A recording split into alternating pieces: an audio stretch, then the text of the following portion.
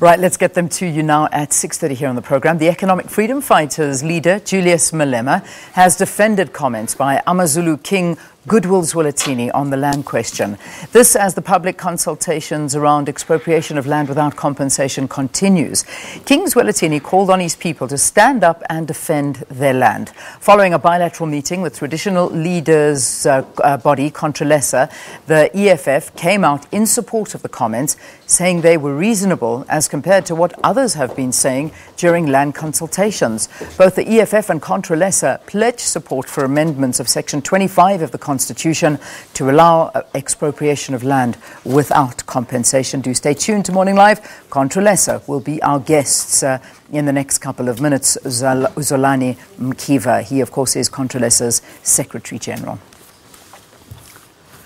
Meanwhile, the ANC says it will seek a meeting with King Goodwill Zwelithini to clarify its position on the expropriation of land without compensation. This follows the King's imbizo with his subjects in Nongoma on Wednesday, where he expressed unhappiness over reports that government intends to disband the Ingonyama Trust. In his address, King Zwelithini threatened to secede his nation and the province from South Africa if government goes ahead with the dismantling of the trust. The ANC's head of elections, Fikile Mbalula, says they will clarify their position with the King.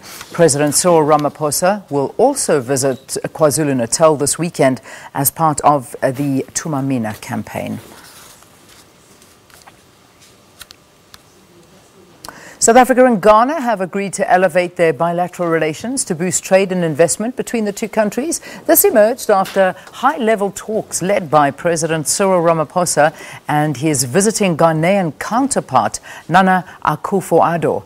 The talks, which were held at the Union Buildings in Pretoria, centered around the need to implement bilateral agreements in the fields of defense, energy, environment, transport, science, as well as technology. And also just an update on that story. Remember, we've been updating you throughout the week on what's been happening with those young boys that were miraculously found in a cave. There were 12 of them. Well, apparently the latest story is that a Navy SEAL actually trained in Thailand has actually died trying to perform a rescue operation. So that's the latest. We'll bring you more on that story as well. So very, very sad. He has died while he was trying to perform a saving operation. So ex-Thai Navy SEAL dies in this cave rescue. So do stay tuned. I'm sure we'll have all of those details in the news at 7.